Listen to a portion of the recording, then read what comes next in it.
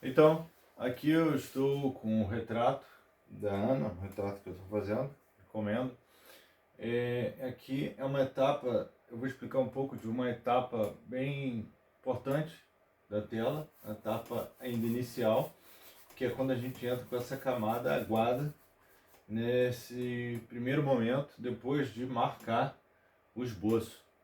A gente reforça a tela com a tinta aguada, né?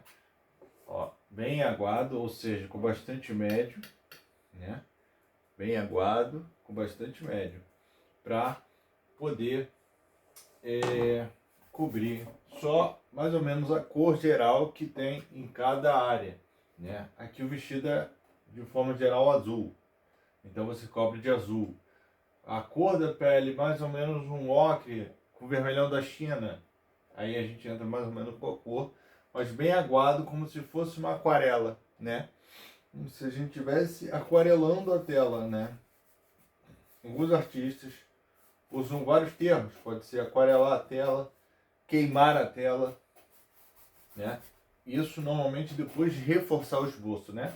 Eu fiz o esboço com carvão, reforcei com ocre, você pode reforçar com qualquer cor que tenha, de certa forma, a ver com as cores, né? Normalmente eu vou usar para representar esse retrato uma paleta terrosa, com variações de vermelho, terra natural, então o ocre cai bem. É bom você usar uma cor que vá ser utilizada de uma forma geral sobre a sua tela, né? Não adianta você usar uma cor para reforçar o esboço do carvão preto, você chegar com um verde para reforçar toda a cor e depois vir com cores azul, amarelo e no final quase não tem verde, né? É importante você utilizar uma cor que tenha uma predominância geral. No caso, usei o ocre, que vai ser mais ou menos o tom de pele do meu retrato. Vai ter, de uma forma geral, o ocre com terra natural. Então o ocre cai bem.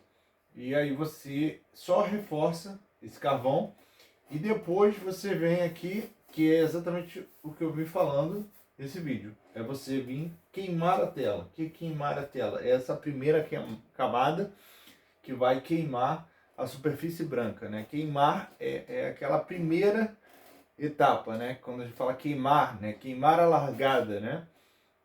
Você acelerar antes da hora. Mas no caso aqui não tem nada que seja feito antes da hora, mas sim antes de começar a pintar, você começar com uma camada bem leve, aguada, só marcando as cores em cada área e tapando todos os brancos da tela, né?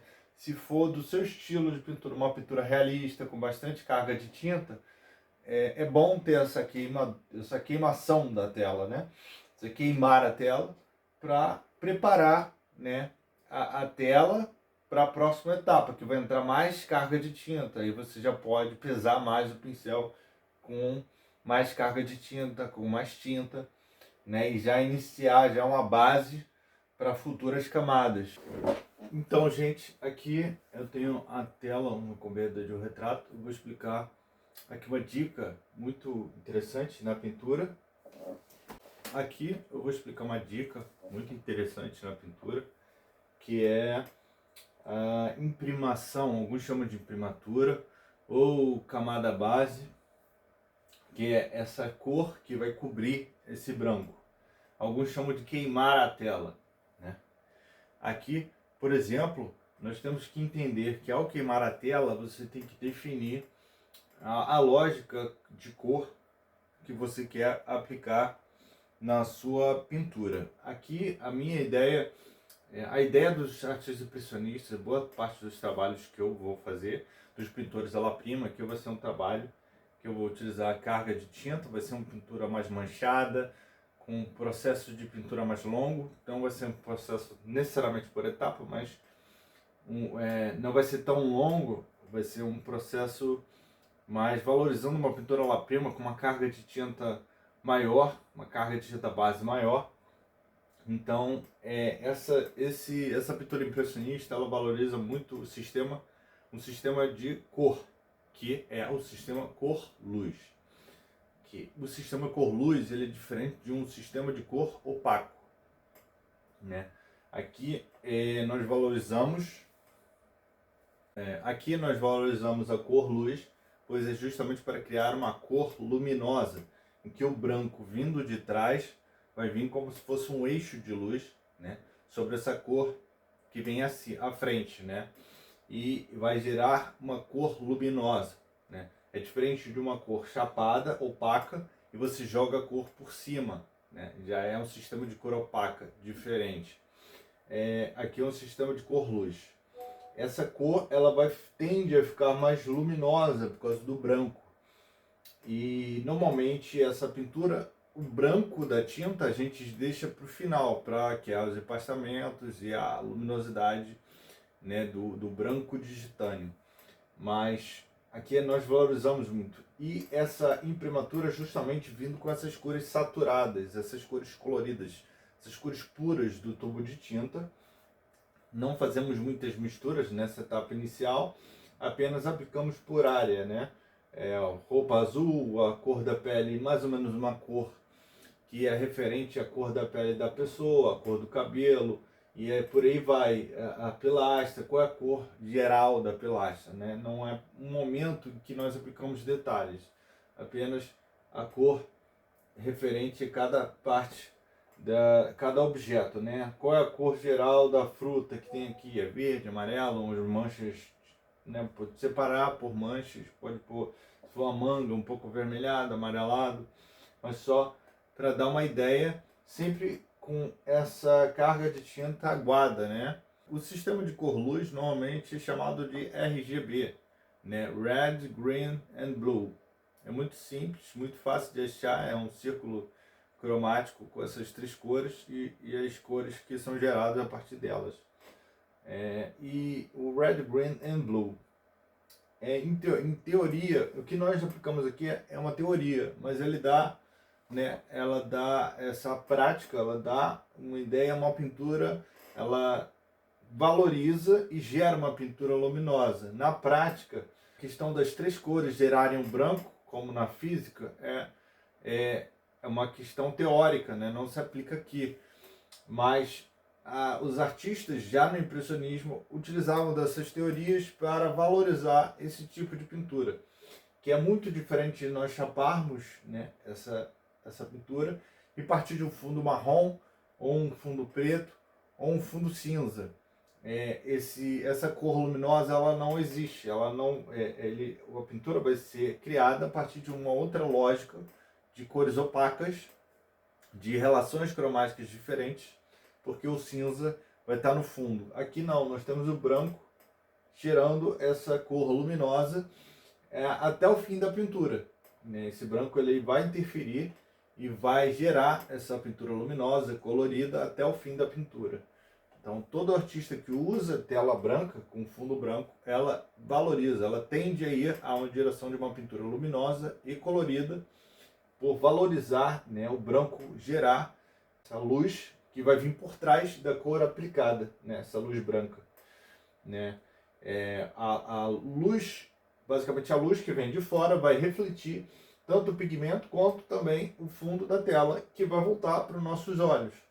Então, o que nós temos de informação, né, vai ser a cor que vai estar no fundo e a cor que vem por cima. E essa relação cromática que há entre os dois é o que o nosso olho vai absorver.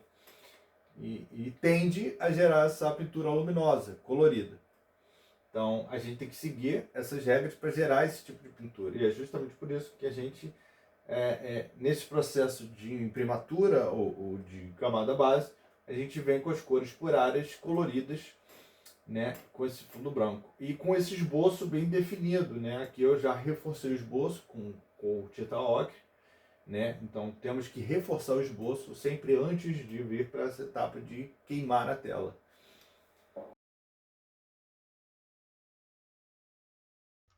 É importante salientar que essa teoria das cores luminosas, ela fica ainda mais amplificada se você usar também um material, né, criar uma adaptação do seu material para a teoria, né, para amplificar essa teoria, para que ela dê mais certo. O ideal é você utilizar tintas a óleo semi-opacas. O que seria as tintas semi-opacas? Elas têm as características de opacidade e de translucidez. Então, ela é semi-opaca ou semi-translúcida. Ela é um meio termo. Então, ela tem um pouco de opacidade e também translucidez.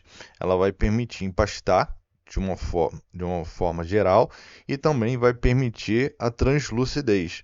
Que você, usando tintas classificadas dentro desse critério, você vai conseguir amplificar ainda mais essa teoria das cores luminosas e buscar, de uma forma geral, o que os artistas impressionistas também buscavam, né? Utilizando telas com fundo branco, tintas semi-opacas ou semi-transparentes, né? E valorizando as cores, né? Trabalhando essas cores e pensando também uma base de pintura em que essa base também valorize cores saturadas, né? Isso vai fazer com que a sua pintura fique muito mais colorida, né? Trabalhando as cores saturadas por áreas referentes àqueles objetos que têm aquelas cores, né? Seja uma cadeira que é marrom ou a pele de uma pessoa mais alaranjado, né, mais saturado, indo para o laranja ou vermelho, e você tem até mesmo áreas brancas podem utilizar um azul claro como base para o branco, se for um branco mais frio ou um branco mais quente, pode usar o laranja, né, considerando que as cores vão estar aguadas, então não vai atrapalhar, mas sim valorizar o conceito de uma pintura luminosa e queimando a tela, né? Criando essa base de pintura para posterior empastamento. A imprimatura também pode ser utilizada para criar um clima geral sobre a tela. Você pode fazer uma base de imprimatura diferente do que eu estou aplicando aqui, que é trabalhar as cores de fato por área, que naturais de cada área, é o que eu estou fazendo nessa pintura. Mas a imprimatura pode trabalhar conceitos gerais, como você vir com uma base terrosa, escolher uma cor terrosa, ou uma cor mais colorida, como azul, vermelho ou amarelo, e quase sempre é interessante pensar também no aspecto já finalizado da sua obra, né? Você pensa as etapas, pensar essa primeira etapa da imprimatura, com a tela já pronta, você vem com as cores e você pode pensar numa cor geral para cobrir esta superfície e dar um aspecto geral que você quer no resultado final da sua obra. Então, se você tem uma obra que você vai trabalhar o verão, a sua imprimatura naturalmente precisa ser de cores quentes relacionadas ao verão, como amarelo, amarelo-limão, laranjas, vermelhos. E da mesma forma, se sua pintura está relacionada a um resultado final que vai gerar um aspecto de frio, de outono, de inverno, você vai pensar da mesma forma em utilizar os azuis, os violetas mais frios, né? Evitar os violetas quentes, utilizar os neutros verdes, mas pensando numa base de pintura azulada ou fria para gerar para que esse resultado amplifique ou personalize o que você quer, né? A ideia de um frio, de um ambiente frio, de uma paisagem fria, né? Então, nesse momento eu estou fazendo o cachorro que está nesse retrato e eu já fiz mais ou menos essa parte mais aguada da imprimatura, só que eu vou deixar aqui como observação que também é possível ir um passo à frente, às vezes, se quiser acelerar o processo. Eu já fiz a parte de queimar a área toda do cachorro, trabalhar o desenho, selecionar a área de luz e sombra e deixar mais ou menos queimado.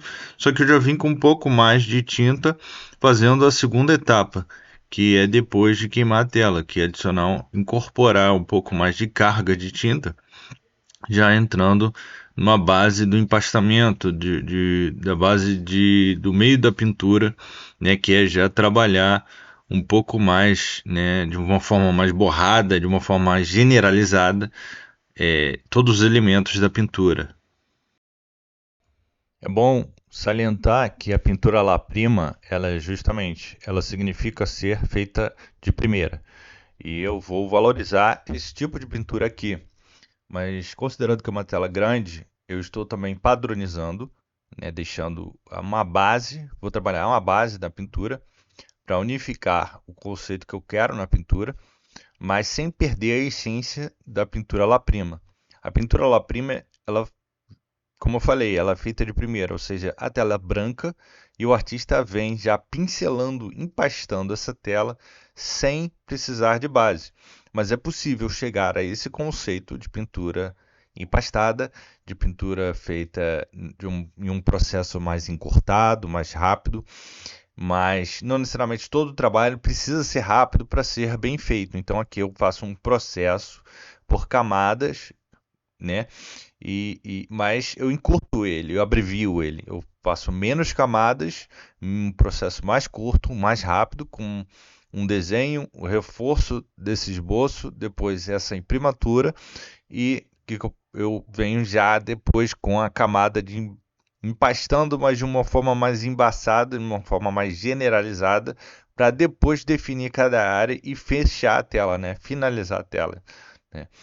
E, normalmente isso pode ser aplicado dentro de um conceito de uma composição grande, mais complexa, com vários elementos. Assim, eu consigo administrar as relações cromáticas, o aspecto geral que a tela vai ter e fazendo tudo isso ao mesmo tempo. Essa camada de imprimatura ela também pode ser feita com a tela sobre a mesa. Se for uma cor homogênea por toda a tela escolhida, você pode pegar um rolinho de pintar a parede e juntar a tinta num prato de pintura de parede e o médium e fazer a mistura ali no prato e passar o rolinho de pintar a porta. Que você vai conseguir uniformizar muito melhor essa tela com ela na horizontal em cima de uma mesa ou no chão e essa camada vai ficar muito mais homogênea. Além do rolinho de porta, vocês podem utilizar uma trincha, que é um pincel mais largo, que ele vai cobrir uma grande área da tela,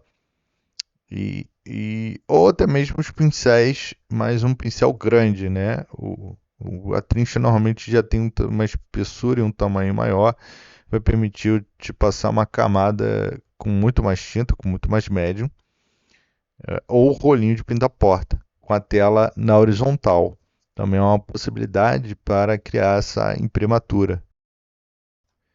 Eu realizei uma tela, também já publiquei um processo de imprimatura em uma tela minha, em que eu utilizei um processo de pintura antigo da escola de Flandres, em que eles utilizavam a cor quente, né? E havia também a cor fria, que é a cor, seja a cor terrosa quente ou a cor terrosa indo mais para o preto, usando o sépia ou terra de sombra queimada, né? A escola de Flandres com Rubens utilizava muito a cor com fundo quente, avermelhado, terra de cena queimada, ou até mesmo o vermelho de Veneza,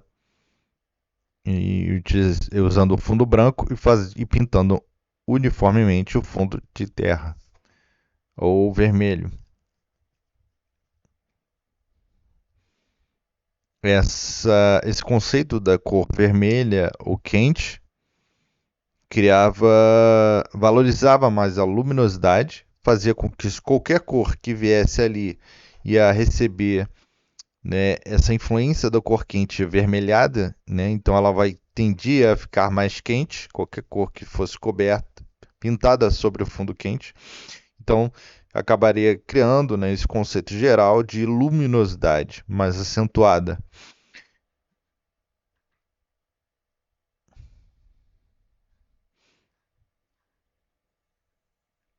E era muito utilizado esse processo nos pintores do sul da Europa, né? Na Itália, principalmente.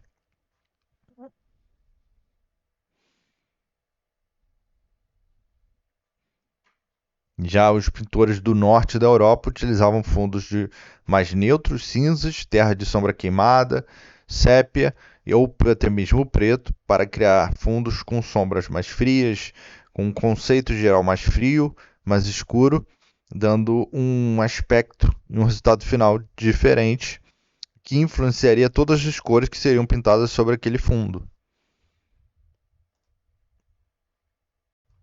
Uma das finalidades da imprimatura ou da imprimadura é você respeitar o processo gordo sobre magro, que é o processo tradicional da pintura a óleo, que você precisa respeitar, seja para usar a tinta a óleo em qualquer suporte, madeira ou, ou lona, ou lona de algodão, você terá que respeitar esse processo que é tradicional da pintura a óleo para que ele tenha longevidade ao longo dos anos, para que ele não sofra erros, né, na sua estrutura. A estrutura da pintura a óleo ela precisa respeitar o efeito, o processo de pintura gordo sobre magro, ou seja, as primeiras camadas elas precisam ser aguadas ou com médiums menos concentrados de óleo, com menos concentração de óleo, e aos poucos a pintura tem que receber ou mais carga de tinta, com mais empastamento, ou alteração do médium ao longo da pintura, recebendo médiums, né, o artista utilizando médiums ao longo da pintura que tenham concentração maior de óleo de linhaça ou seja, ou óleo do Winsor Newton, tem outros óleos, seja qual óleo que o artista utilizar na sua pintura, ele tem que vir ao longo dessa pintura recebendo uma concentração um pouco maior para respeitar o efeito gordo sobre magro, ou, como eu falei antes, ir pintando cada vez com mais carga de tinta. Então, a imprimatura ela respeita esse processo quando a gente entra com essa camada bem aguada, como se fosse uma aquarela, né? Ela precisa ser mais aguada. Então, o artista ele tem que ter cuidado ao fazer essa camada, porque se ele vier com uma camada de imprimatura opaca, que é possível, o artista terá que vir com uma camada de tinta muito mais encorpada, com um médium, com uma concentração de óleo muito maior, para respeitar esse processo de gordo sobre magro. Ou seja, uma camada opaca, ele vai ter que utilizar um médium, com uma concentração maior de óleo, e que vai lhe forçar, que vai lhe fazer pintar com mais tinta, com uma concentração maior de tinta e de óleo, respeitando a camada do gordo sobre magro, né? Então o artista ele tem que pensar nisso, porque isso pode causar erros no processo estrutural da sua tela e ocasionar no famoso craquelê, que é a pintura craquelar, que é um processo natural ao longo dos anos, mas isso pode ser acelerado se não respeitar os elementos estruturais da pintura a óleo, né? Outra finalidade do nosso processo de queimar a tela, da imprimatura da tela, é você harmonizar as cores da sua tela. Você escolher uma cor em que você quer trabalhar ela de forma unitária, né, com uma maior concentração, com uma maior presença, e utilizar, por exemplo, uma cor regente, uma cor que vai iniciar e terminar a sua pintura do início ao fim, ou seja, uma cor que vai estar presente do início ao fim, que vai se misturar com quase todas as outras cores, ela vai ser a regência da sua composição cromática, né? Ela vai estar presente na sua composição cromática, ela vai se misturar com todas as suas cores na paleta, né? E vai criar essa harmonização centrada nessa única cor, né? O processo de queimar a tela, de fazer a imprimatura, facilita. Se você quiser uma pintura azulada, e você já vai utilizar uma paleta de cor azulada, você faz uma imprimatura azulada também, ou você pensa numa combinação de cores ou de cores análogas Você pode pensar em possibilidades, né? Pensar em possibilidades cromáticas de composição, criando o fundo de uma cor e trabalhando uma cor regente de outra cor e sobre aquela cor. Então, vai ser uma cor regente que vai estar associada com aquela cor do fundo e vai ser trabalhada essa relação entre os dois do início ao fim, né? O artista ele pode pensar em inúmeras possibilidades para a tela, para a composição, sempre utilizando e pensando essa cor do fundo e pensando na finalidade, para que ela vai ser utilizada, por que ela vai ser utilizada, qual vai ser a relação dela com as cores que vão ser aplicadas na tela, que tipo de ar eu quero para minha tela, de fundo frio, de fundo quente, eu quero representar uma obra no verão, no inverno, no outono, é, qual corregente eu vou utilizar? Pode ser por um motivo próprio. Eu quero fazer uma tela com corregente vermelha, então vou pintar o meu fundo também de vermelho para combinar com esse vermelho e ela ficar extremamente vermelha.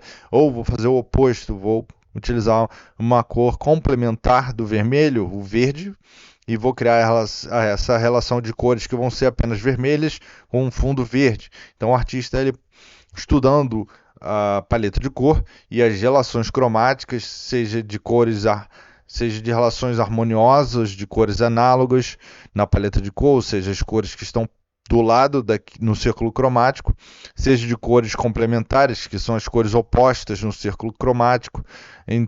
O artista pode pensar, seja criando as cores terciárias através da cor. Enfim, há inúmeras possibilidades cromáticas pensando a cor e o artista pensando esse processo de queimar a tela, ele pode facilitar, sabendo utilizar né, o processo de queimar a tela, ele pode utilizar isso a seu favor. O artista também pode utilizar tinta acrílica para essa imprimatura e utilizar.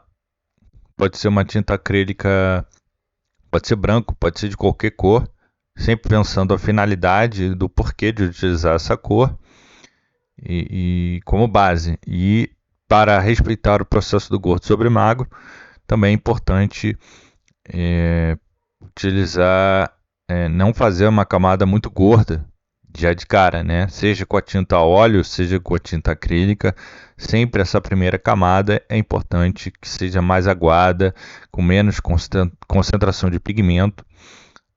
No caso aqui, eu estou pintando as cores locais, como se fosse uma aquarela, né? Para que minha próxima camada seja mais gorda, mais concentrada, seja para a finalidade de uma pintura à la prima, como eu falei, ou uma pintura que não procure esse resultado, não importa a influência, mas dentro do processo de pintura a óleo, o artista ele tem que respeitar esse aspecto de camadas, né, da camada gorda sobre magro, para evitar possíveis defeitos estruturais, né, que muitas vezes vai acontecer ali na hora que o artista pintar, no dia seguinte, ou pode até mesmo demorar um mês, 6 meses, alguns anos, mas sempre essa falha pode vir a aparecer.